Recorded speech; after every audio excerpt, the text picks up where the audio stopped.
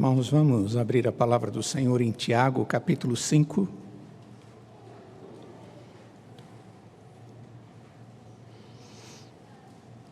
Nós leremos do verso 7 ao verso 11.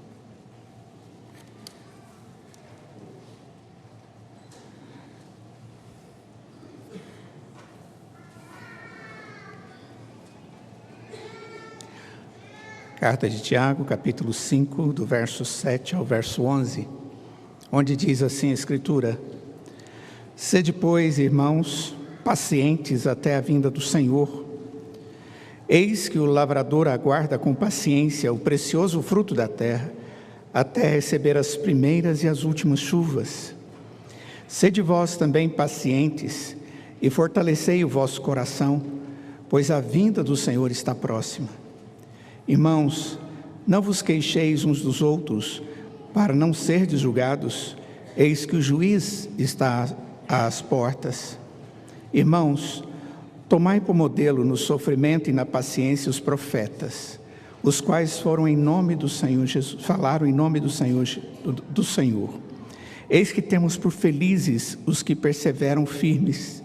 Tendes ouvido da paciência de Jó, e viste que fim o Senhor lhe deu, porque o Senhor é cheio de eterna misericórdia e compassivo. Ó Deus, dá-nos entendimento da Tua palavra, e ensina-nos, ó Pai, o caminho da paciência, como fruto do Teu Espírito na nossa vida, em nome de Jesus. Amém.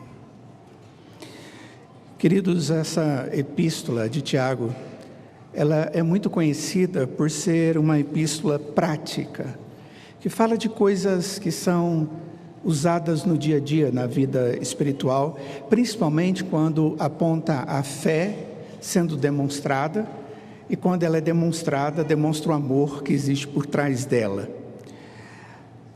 Até aqui, Tiago tem uma preocupação muito grande na carta, e tem se concentrado nos pecados daquelas pessoas que estão fazendo coisas inadequadas contra outros, e ele especificamente trata dos ricos, e diz que esses ricos, eles cometem pecados, eles oprimem os mais pobres, eles fazem coisas que não são justas, e Tiago fala de uma eventual condenação que estaria preparada para essas pessoas. Contudo, agora, no final da carta, ele se volta para aqueles que os ricos oprimem, para aquelas pessoas que estão oprimidas, que estão vivendo situações desfavoráveis por causa da opressão de alguns que estão acima deles. E a resposta que nós precisamos é a pergunta: qual é a reação que deve existir na vida do cristão quando ele vive situações difíceis causadas por outros sobre a sua vida? Qual é o tipo de reação que Deus espera de nós? Como o cristão deve lidar com a opressão dos poderosos? E é interessante porque nós vivemos isso de uma forma muito escandalosa no contexto atual no nosso país. É algo que tira de nós ânimo e faz nos sentir sem força. Aqui nesse texto são dadas 3 respostas de como devemos agir diante da opressão desses poderosos. E a primeira resposta é a paciência. Nós temos que ser pacientes. A segunda resposta é a promessa de Deus. Um povo que tem que se conscientizar e viver como povo de Deus, sabendo que Deus cuida dele. E a terceira resposta é a oração, que nós vemos aí no verso 13 e seguintes, onde existe uma ordem de Deus para a dependência exclusiva a Ele. Então são 3 as respostas: paciência, a promessa e a oração. Hoje nós vamos ver simplesmente a paciência, que está aí no verso 7 até o verso de número 11. A primeira resposta que Deus traz ao cristão de como ele deve agir diante da opressão, diante de um mundo que o coloca em tristeza, em dificuldade, em alegria, em falta de alegria e coisas dessa natureza. Sobre o cristão e a paciência, a primeira coisa que o texto diz é que nós precisamos ser pacientes. Só que essa ideia de precisar, dessa necessidade da paciência, ela é colocada aqui no texto não como uma possibilidade para o cristão, mas como uma ordem divina para nós. Observem o verso 7, o texto diz: seja paciente, portanto, irmãos. Sem sombra de dúvida, ele está falando para a igreja. Depois de tudo que ele colocou, ele diz: irmãos, vocês devem exercer, devem desenvolver, vocês devem ir atrás da paciência. E ainda faz uma colocação aqui como um exemplo do fazendeiro que espera o fruto do produto, o produto final daquela plantação que ele faz, e isso só virá se algumas coisas ocorrerem na hora certa, na quantidade certa, na devida necessidade. Então, a primeira coisa que nós observamos é que existe uma ordem, um mandato. É uma ordem para que o crente seja paciente. E eu creio que alguns de nós, quando ouve essa ideia de ordem da paciência, sente um arrepio que começa aqui e vai até lá embaixo. Não é? Esse negócio de ser paciente é muito difícil. Principalmente aquelas pessoas que são dadas à ira, elas logo se descontrolam. Isso é algo que é muito, muito ruim, a Bíblia fala sobre isso. E o oposto disso é a paciência. E essa palavra, traduzida por paciente, é rara no Antigo Testamento, mas principalmente aqui nesse período grego. Nesse período onde está se desenvolvendo o Novo Testamento. O grego, ele entendia que a paciência não era uma virtude. O grego tinha um critério de justiça muito próprio, e para eles, a admiração era sobre o homem que era capaz de retaliar contra uma injustiça e é capaz de vingar os seus inimigos. Esse era um homem forte, nos seus argumentos e nas suas atitudes, que não leva desaforo para casa e não admite injustiça alguma, trata com as suas próprias forças. É como se estivesse indo totalmente contrário ao ensinamento da Escritura, onde Deus diz que Ele é o vingador e não nós. Mas era próprio da cultura grega daquela época. Exatamente o ambiente onde a igreja está nascendo. E essa palavra, paciência, ela é uma palavra no grego que dá uma ideia muito interessante. Ela é formada por duas outras palavras. A palavra é macrotimel. A primeira parte, macro, significa longe, distante, grande. E a outra é timós, que significa raiva. Então a palavra aqui é paciente, ou esteja longe da raiva. Mantenha a raiva bem longe de você. Quando Tiago diz aos crentes para serem pacientes, ele está falando para essas pessoas, não simplesmente sejam pacientes continuamente, mas ele está usando aqui a expressão, o verbo, num tempo que dá a ideia de algo que deve ser vivenciado naquele momento de maneira profunda e inteira. É como se ele estivesse dizendo, ao invés de seja continuamente paciente, ele está dizendo, seja paciente, faça isso agora. A paciência não é uma coisa que eu vou criar na minha vida para vivenciar depois, mas é alguma coisa que o Espírito de Deus nos dá e faz parte do fruto do Espírito e que nós devemos experimentar agora. Eu fico pensando, por que Tiago está dizendo com essa ênfase para os irmãos daquela época? Talvez seja porque esses crentes estavam passando por algumas dificuldades especiais, reais, duras, naquele tempo particular, que exigiria uma paciência deles imediata. E uma delas, Tiago já havia demonstrado, eles estavam sendo oprimidos pelos mais fortes, poderosos e ricos. Outra possibilidade talvez seja porque só posso ser paciente para hoje, porque não sei o que amanhã vem e como eu deverei ser paciente amanhã. Eu sei como devo ser paciente agora, porque estou vivendo as minhas situações. Eu devo ser paciente agora e amanhã eu devo ouvir de novo a Escritura dizendo, seja paciente agora. E depois de amanhã a Escritura vai dizer, agora é tempo de ser paciente novamente, como dando a ideia de que sempre temos conosco situações que nos levam à necessidade de termos paciência. Essa a ideia que a colocação das palavras e o tempo verbal traz nesse texto. Por outro lado, o texto também nos mostra que existe um limite junto com essa ordem para ser paciente.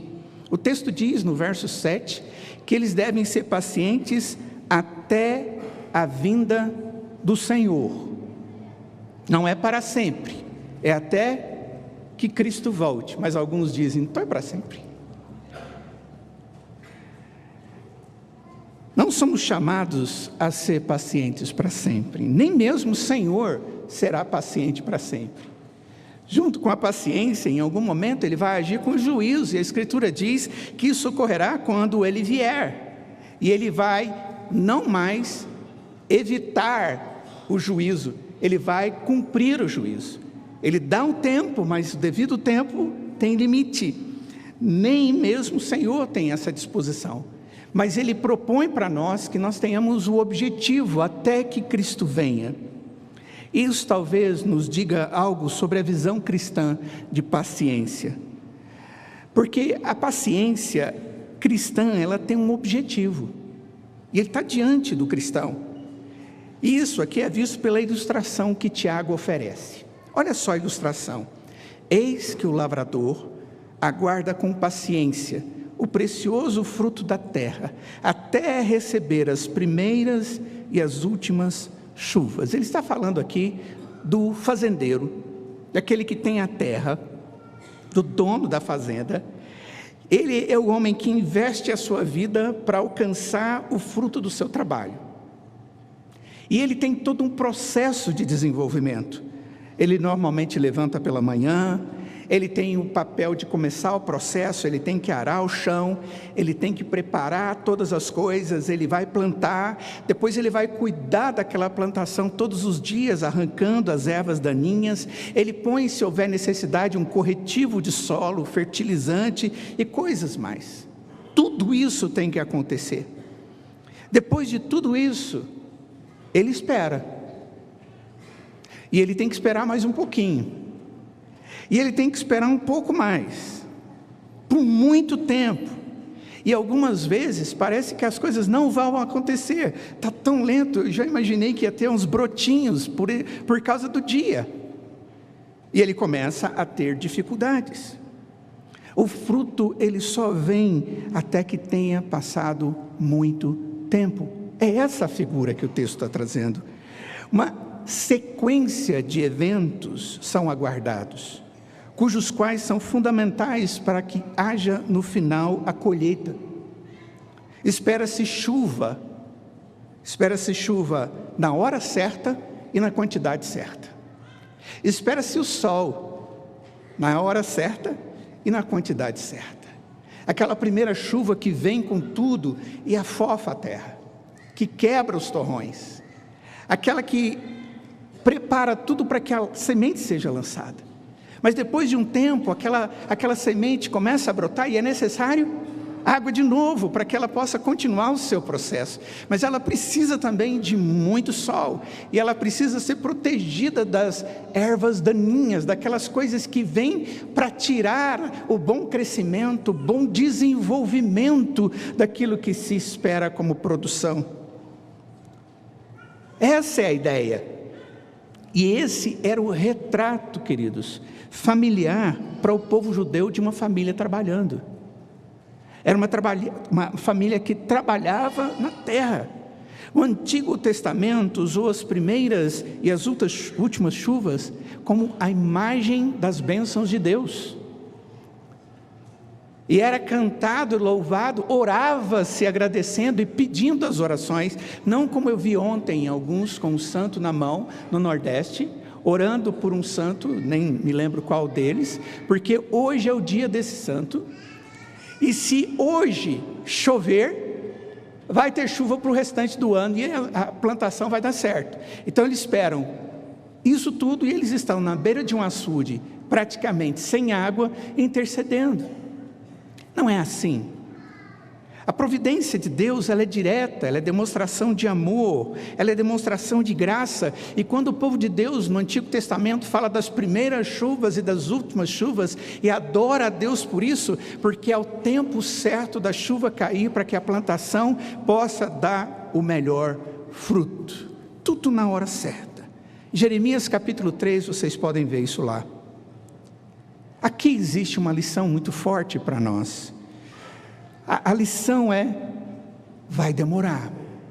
Tem um tempo que nós não sabemos quanto tempo devemos ser pacientes, mas a vontade de Deus expressa na sua palavra, como um mandamento, como uma ordem para mim e para você como cristão, diante da dificuldade causada por outros sobre a nossa vida, as maldades que são feitas sobre a nossa vida, até mesmo as tentações do próprio diabo, nós devemos ter paciência, porque no devido tempo, se agimos como aqueles que esperam a providência do Senhor, no devido tempo, nós vamos ter tudo o que necessitamos em abundância. Essa é a primeira ideia. Nós temos que ser, porque existe uma promessa, e a promessa é: Ele vai voltar. Então, até a volta de Cristo, sejam pacientes. Até lá, vocês vão sofrer muitas dificuldades. Então, a primeira coisa que temos que entender é que paciência não é uma opção na Escritura. A paciência é uma ordem. A segunda coisa, o texto nos fala não só da necessidade, da ordem da paciência, mas também da recompensa da paciência. Olhem só, o verso 8 diz: Sede vós também pacientes e fortalecei o vosso coração, pois a vinda do Senhor está próxima. Irmãos, não vos queixeis uns dos outros, para não serdes julgados, eis que o juiz está às portas. Há uma série de ordens dadas por Tiago, e cada uma delas continua nesse mesmo tempo verbal que eu falei para vocês, do agora. Faça agora, seja paciente. Há uma urgência nesse tom de Tiago.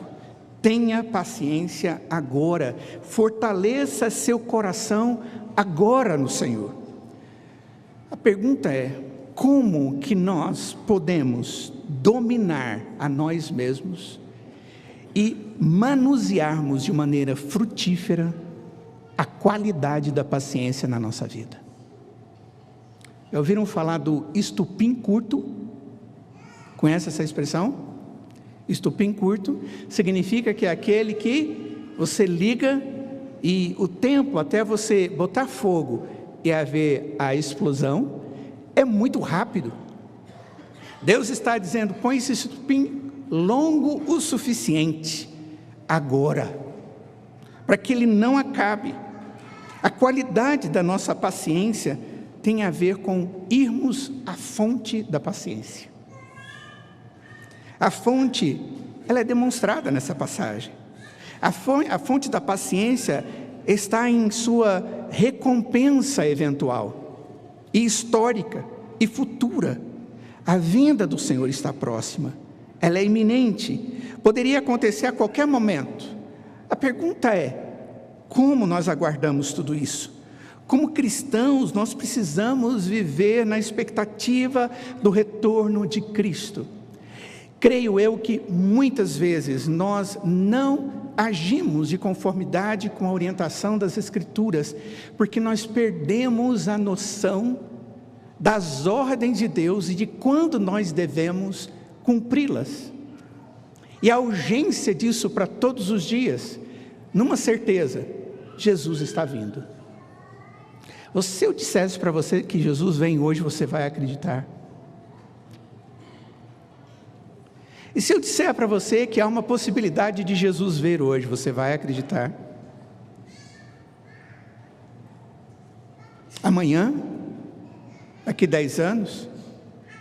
Eu não sei quanto tempo é, mas a Escritura diz que Ele vem, e por causa disso eu devo louvar ao Senhor, Maranata, vem o Senhor Jesus.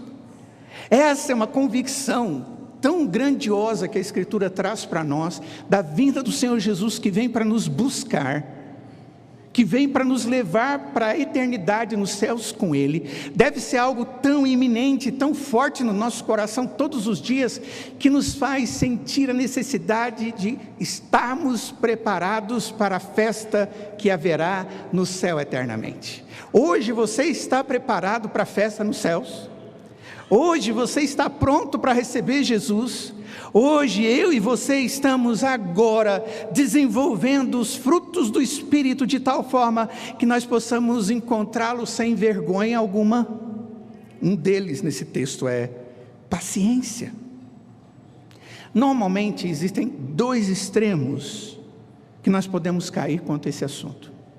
O primeiro extremo é aquele que você vê o retorno de Cristo como sendo tão próximo que se você não faz plano para o futuro.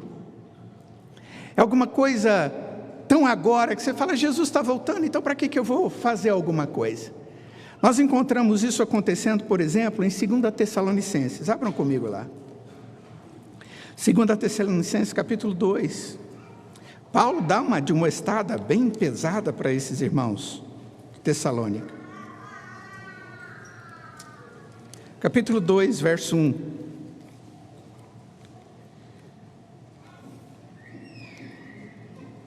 Ele diz: irmãos, no que diz respeito à vinda de nosso Senhor Jesus Cristo e à nossa reunião com Ele, nós vos exortamos a que não demovais da vossa mente com facilidade, nem vos perturbeis, quer por espírito, quer por palavra, quer por epístola, como se procedesse de nós, supondo tenha chegado o dia do Senhor. Ninguém, de nenhum modo, vos engane, porque isto não acontecerá sem que primeiro venha a apostasia e seja revelado o homem da iniquidade, o filho da perdição.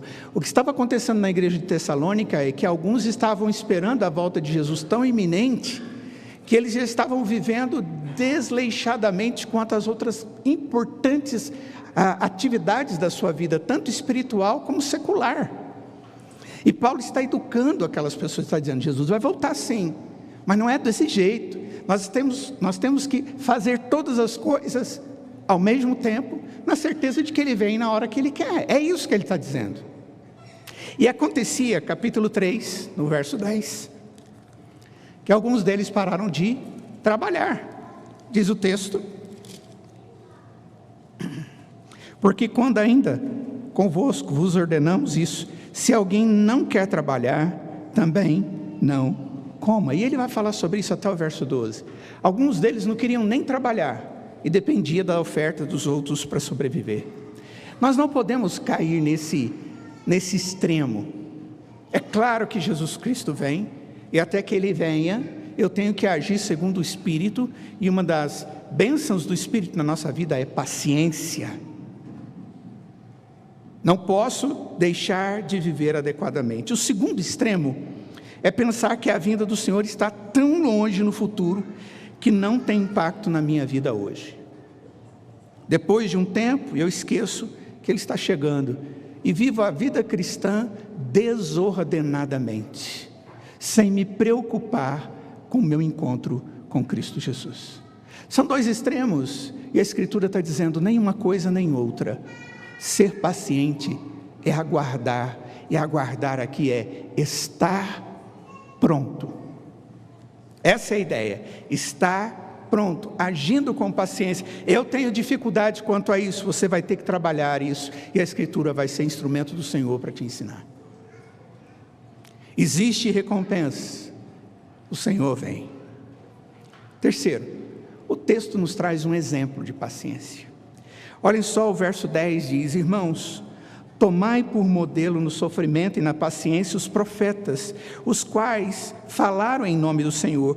Eis que temos por felizes os que perseveraram firmes, tendo ouvido da paciência de Jó, e vistes que fim o Senhor lhe deu, porque o Senhor é cheio de eterna misericórdia e compassivo.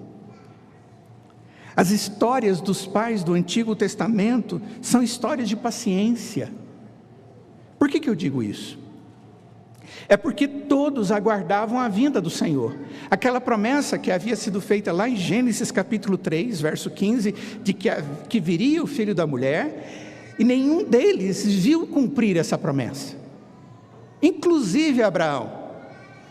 Abraão sabia dessa promessa, Deus ainda fez promessa para ele, ele sabia que essa promessa se concluiria lá na frente, na história. Ele não viu tudo isso, mas ele esperou, e a sua fé, a sua esperança foi tratado como um ato de justiça de Deus para com ele.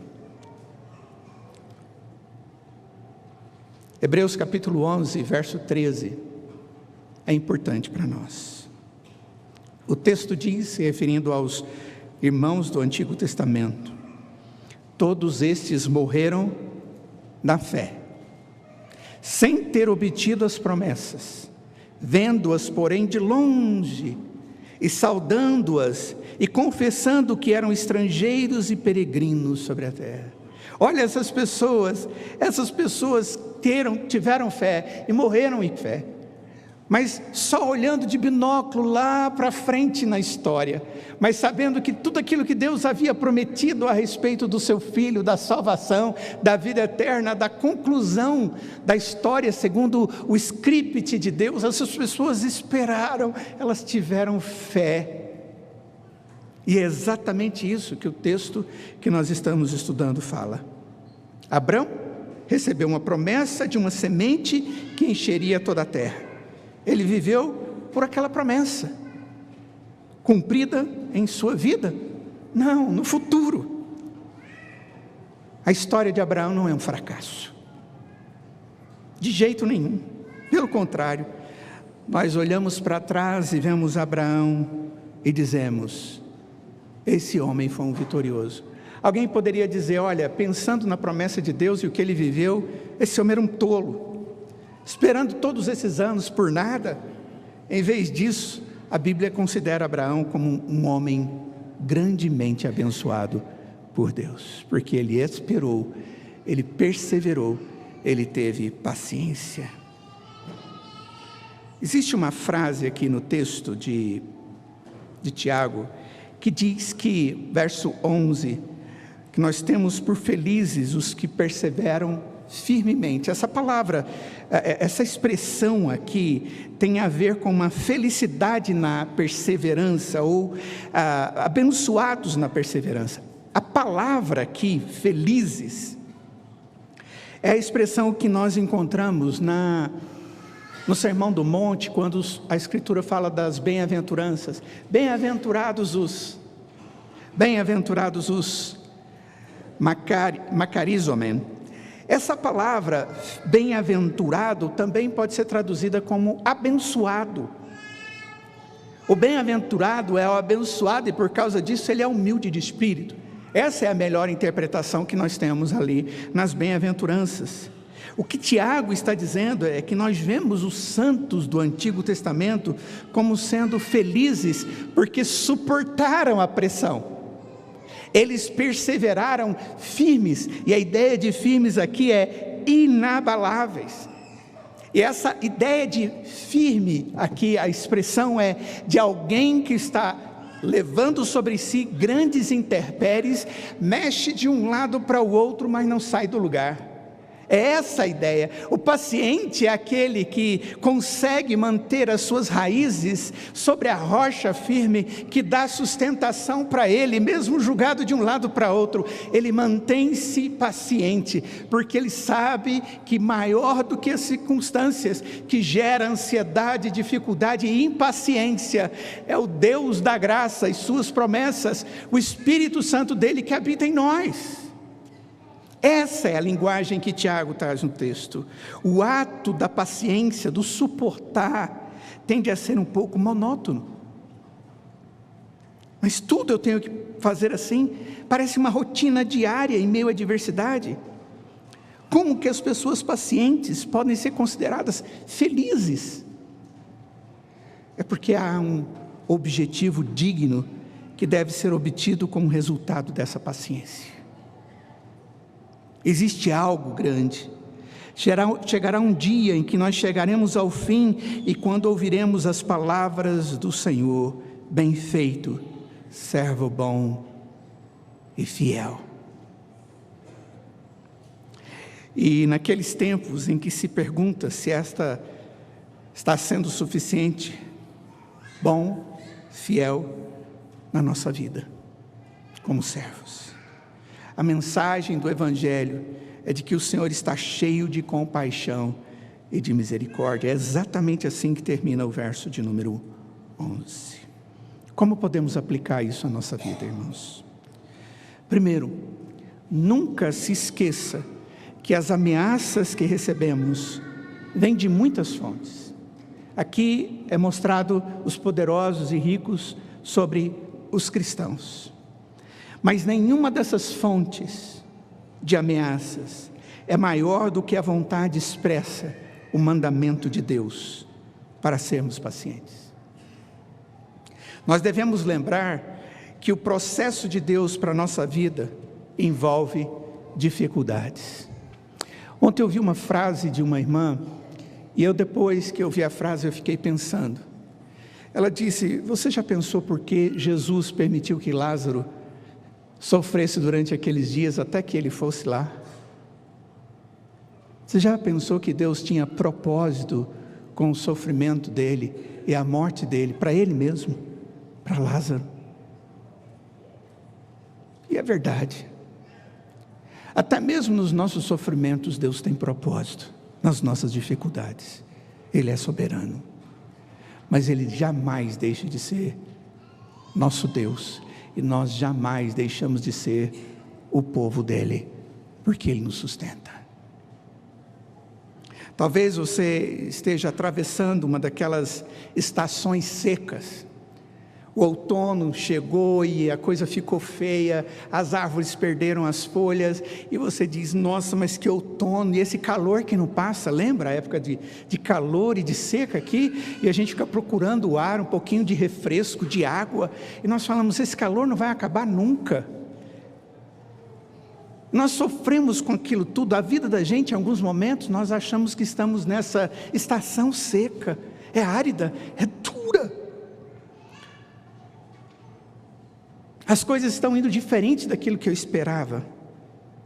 Há uma mensagem de esperança para você nesse texto. As chuvas estão a caminho, pois estas são providências do nosso Salvador, e nós podemos e devemos viver assim. A sua obra é eficaz e ela será aplicada em todos os seus detalhes na nossa vida. Nós podemos passar pelo outono, tudo seco.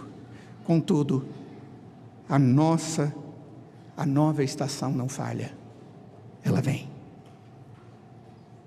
Segunda coisa, nunca se esqueça que a motivação para ser paciente não está no que o outro faz ou deixa de fazer, mas está no fato de Deus voltar. A motivação não está em pessoas, mas em Deus. Esta é a recompensa reservada por Deus àqueles que perseverarem até o fim. Perseverarem em paciência. A dificuldade de manter a calma, ser paciente, também tem limites. Contudo, é marcada pela volta do nosso Senhor. Então, até que Ele venha, aprenda com o Senhor. Seja paciente e humilde. Terceiro e último, nunca esqueça que existem exemplos dados pelo Senhor a serem seguidos. Os crentes do Antigo Testamento. Não podemos deixar de meditar na palavra de Deus e ver a providência de Deus na vida de homens que viveram na esperança, sem jamais ter visto o cumprimento de todas as promessas, mas foram pacientes, não se desviaram da verdade revelada e experimentam da presença do Senhor já. Estes irmãos, como nós, quando perseveramos firmes, somos usados como eles foram, como exemplos no meio de um povo sem esperança. e sem verdade. E talvez seja isso o maior desafio que temos, ou tenhamos hoje como crentes e como igreja. Vivermos de maneira paciente, num mundo ligado na tomada, num mundo sem paciência, sem misericórdia, num mundo que olha para si mesmo, num mundo egoísta. E o que Deus deseja é que possamos ser a semelhança dos homens do Antigo Testamento, aqueles que vivem esperando no Senhor, porque Ele vem. E se vivemos assim, nós também seremos exemplos para as outras pessoas. Vamos orar. Ó Deus, ensina-nos, ó Pai, no dia a dia, a vivermos a paciência. O Senhor conhece a cada um de nós, nosso coração, a forma com que nós reagimos às dificuldades que as pessoas causam, que o nosso governo causa sobre nós. Mas, ó Deus, nos dê paciência, nos dê a certeza de que o Senhor em momento algum deixou de atuar na nossa história e na história do mundo, e que o Senhor no devido tempo, Pai, vai trazer chuva que precisamos.